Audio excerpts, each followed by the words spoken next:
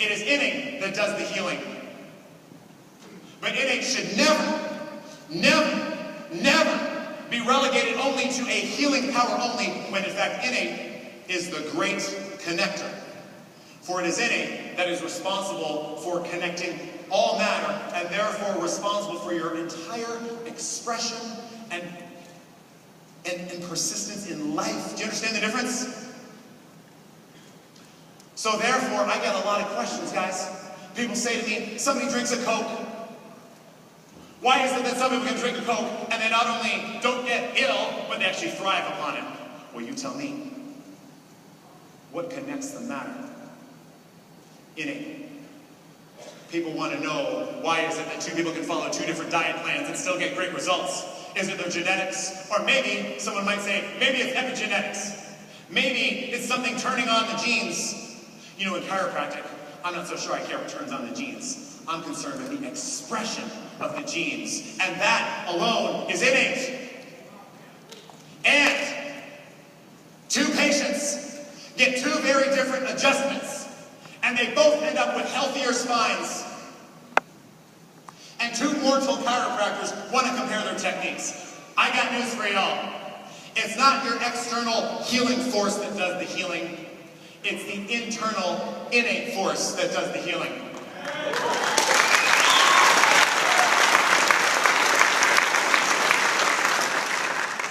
When this becomes your philosophy, you need to start to decide for yourself, if this is what you believe, if this is the way that you view the world, what else could you possibly do to bring somebody back to a greater expression of life? Because there's physical therapy, there's acupuncture, there's needles, there's nutraceuticals, there's all this stuff that is being suggested in every possible state. But when you want to be connected, you have to be adjusted, period. And I know you've been here now, so this becomes your philosophy, and you have a patient in, and you give them an amazing adjustment, and it's like Atlas, boom! And they look up at you, and they say, that's it? Come on, who's had that happen to before? You're green booked out, you listen to your tapes, you get in there, boom, that's it? But let me tell you what I say. That is it! That's it! That's all that you're going to need! Maybe with a light switch. Maybe with a light switch. When I turn on the switch, there's nothing more I can do to the switch. I can't rub it. I can't massage it. I can't make it.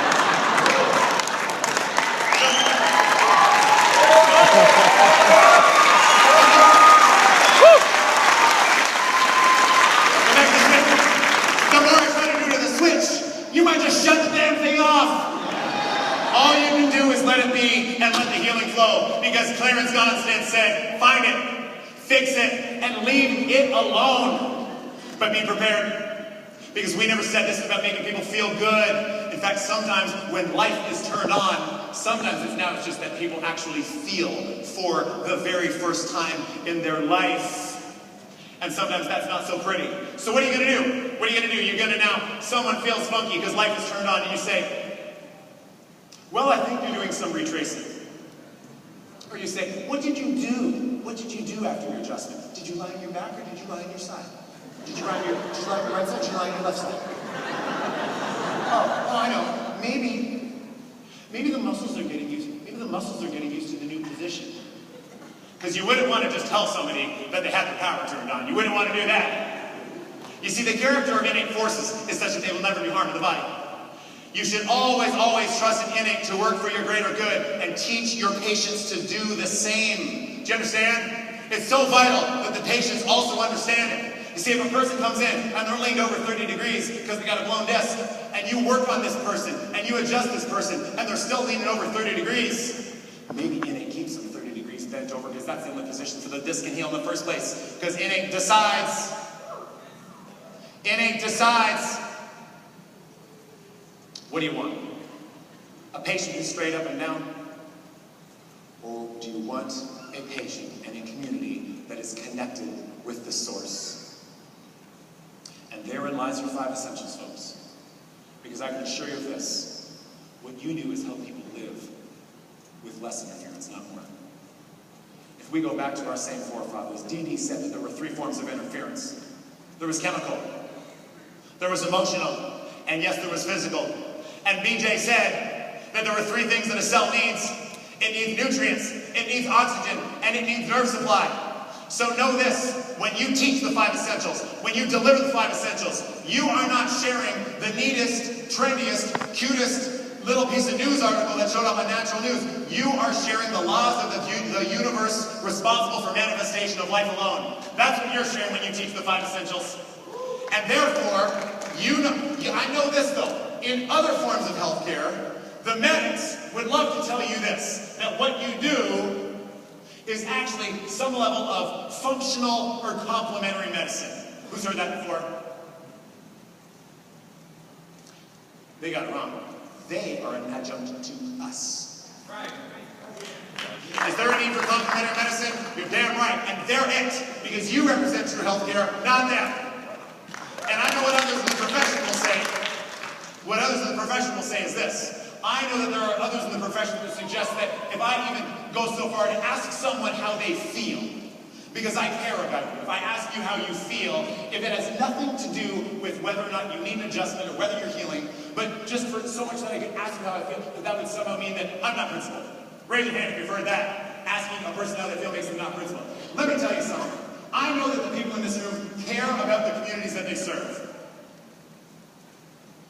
When I ask someone how they feel, because I'm more concerned about their connection to their family and to the earth and to God than I am concerned about what side of the fence that I'm perceived to be on within this profession. If that makes me unprincipled, then I'm guilty as charged. Because I love my people like you love your people. And lastly, I know this. That's just the surface of it. Because I know that there's people that will tell you that because you would integrate the 5 essentials of maximized living, which is a representation of universal law of life itself, that therefore, you're a mixer. You want to know my definition of a mixer? It's knowing darn well how to save somebody's life and doing nothing about it. That's my definition of a mixer. When I showed you last year, 1 year ago from today, I talked about a little child that we had taken care of who went from speaking 10 words to 300 in a matter of just a couple months, all as a result of getting chiropractic care. And that was it. And you know how we met this little boy? It's because he came to a talk on nutrition and vaccines. So am I going to keep giving talks on 5 essentials and nutrition and vaccines? You better believe it. And now, you want to ask the question, does that water down the principle? Well, let me show you a video of this little guy over a matter of 6 weeks when his mom shot before and after, before and after, before and after, before and after of all the words that he couldn't say to then the words that he could say as a result of 6 weeks of getting his power turned on. And you tell me if doing talks and reaching out to your community on 5 essentials waters down the principle in any capacity whatsoever. Let's take a look. Tice. Tice. Banana. Banana. Apple. Apple. Grape. Grape. Outside. Outside. More, please. More, please. Nice cat. Nice cat. I love you. I love you.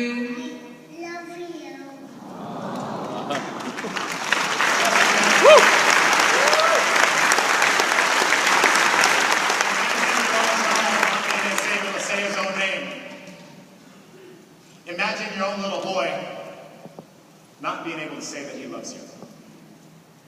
And just imagine what happens when a Blake Littlegood or a Kristen Kells reaches out to not only find it and fix it and leave it alone, but reaches out to deliver to that family an entire healthcare philosophy and a principle which will sustain them for their lifetime. I promise you this.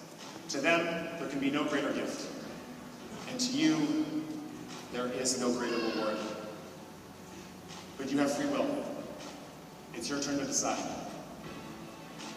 It's your turn to decide if you stay on the trail, or find another, or keep on any trail whatsoever. These words that Jim Sigafus wrote 30 years ago to my dad are just as true today as they were back then. He said to my dad, and he says to all of us, keep on the trail. Though it be narrow, it be forever.